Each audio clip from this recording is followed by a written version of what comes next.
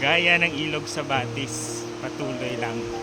So, hi there, good morning. Charles here again. It's Wednesday and as you can see, yan.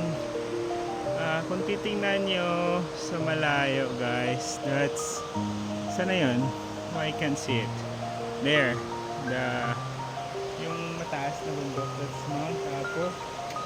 And here I am. So yes, gaya ng ilog sa Batis, patuloy ka lang.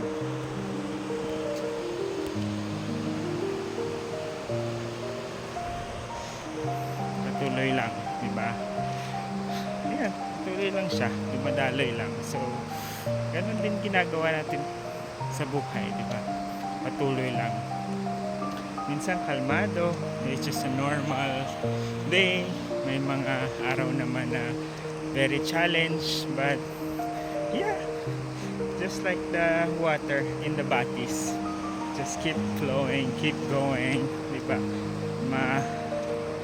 Pa saan pat masa basta makakarating ka rin sa dulo, di ba? Sa dagat, diba?